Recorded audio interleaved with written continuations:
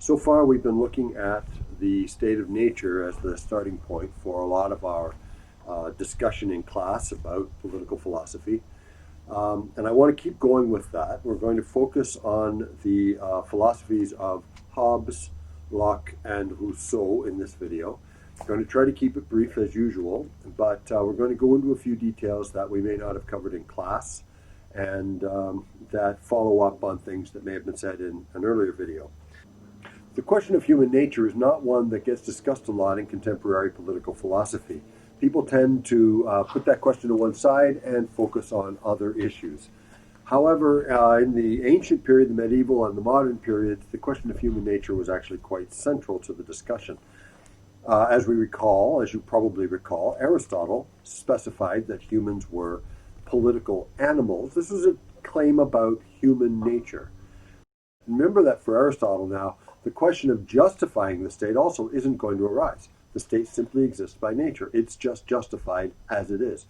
There are going to be natural forms of the state. There are going to be unnatural forms of the state. There are going to be good forms and bad forms.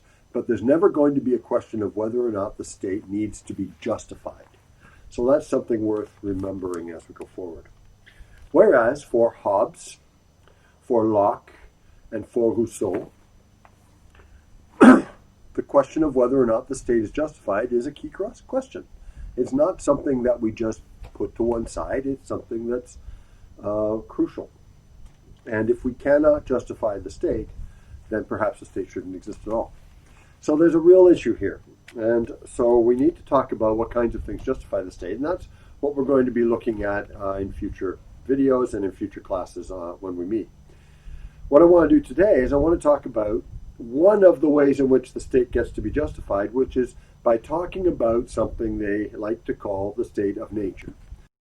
The state of nature is the condition in which humans would live if humans did not have culture superimposed over top of who they are.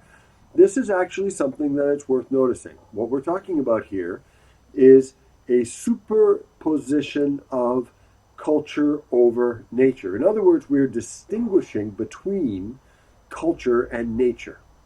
This is not an obvious distinction. There are many fields of study in the contemporary world and many people, myself included, who would claim that culture is a natural expression of humans, of human nature.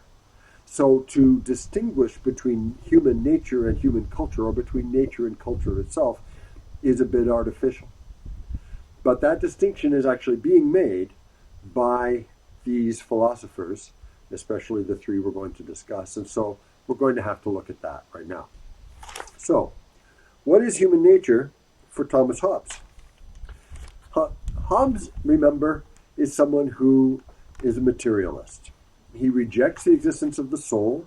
He rejects the idea that humans are somehow immaterial beings, or that humans somehow have a nature that goes beyond our physical beings. But what that means is that for Hobbes, we are essentially bodies in motion, and this is going to apply to not only our physical beings, but also our mental states. As a result of that, he's going to say that we are material beings who will naturally operate in certain types of ways, but that these ways are not going to be connected to our spiritual nature, they're not going to be connected to our morality, they're not going to be connected to the existence of God or anything like that. They are simply going to be what it is natural for us to do as physical beings in the universe, subject to physical laws of motion and other physical laws. So, what does that mean in practice? It means that psychologically we become predictable. And Hobbes is important here because Hobbes is distinguishing between psychology and politics on the one hand, and theology on the other hand. So theology and morality on the one hand are being distinguished from, on the other hand, politics and psychology and things like that. So what is human psychology? Well, Hobbes is going to say that essentially humans seek that which is good for ourselves. Human individuals seek to do whatever is going to be useful to promote our own well-being. So Hobbes is, in that sense, what we can call a psychological egoist. He believes that human psychology is such that human beings will always predictably do whatever is in their own personal self-interest. Humans do not do things for altruistic reasons. We don't sacrifice ourselves. We don't do anything like that. What we do instead is we promote our own access to the things that we need and the things that we want. In the case of Hobbes, we need food, shelter, and clothing. We need access to the various things that will make our lives better. We need to have access to the various goods of the world. He calls this access felicity. He says that we must have felicity in order to live our lives well. This felicity is essentially access to the material goods that we need in order to live full lives. In order to achieve that felicity, we have to have power. So, what does he say?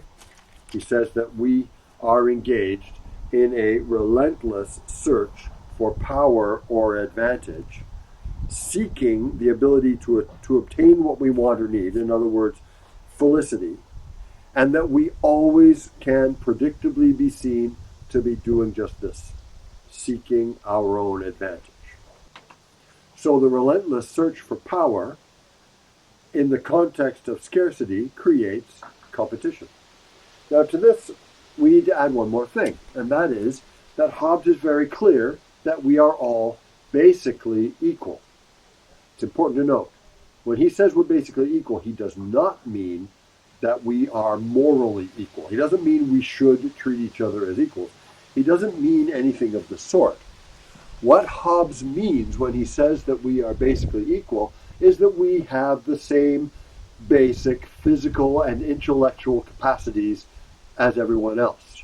And that if I lack something in the physical that you have, and you lack something in the intellectual that I have, or vice versa, or if you're better at convincing people of things than I am, and I'm better at forcing people to do things than you are, well, this is all going to even out in the end, and we're going to be able to be seen as essentially being equal. Also, if we choose to, we can gang up together in temporary alliances to defeat people who are stronger than us in various ways.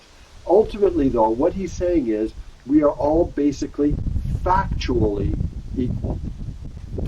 So, factually equal at the physical level, and in competition with one another for scarce goods, all of us seeking power to obtain those goods so that we can live decent lives, this is going to produce a situation in which we are constantly fighting with one another in order to obtain the things that we want and need. This he refers to as war. Why does he call it war? Well, he calls it war because you are at war with someone if you are willing to kill that person or to harm them in order to achieve what you need. And since everyone in this kind of a state would always be ready to kill or harm another in order to achieve a purpose, that means that everyone is always in a state of war with everyone else. This doesn't mean that we would be constantly on the run, but what it does mean is that we would always have to be looking over our shoulder, and we would never be able to trust other people. So the state of nature is this condition in which that is true. Now, the other thing is, remember, psychological egoism means every individual looks out for him or herself, and nobody looks out for somebody else unless there's something in it for them. This means that we have a case in which the state of nature and human nature in general is being described in a way that's very, very, very individualistic. We are primarily individuals, not primarily members of communities. This individualism becomes very important. Now, obviously, the state of nature becomes intolerable, and we want to escape it, and this is where we get to the social contract, but we're not going to go there today. We're going to talk about the social contract in class, and I'm going to talk about legitimizing the state in a future video.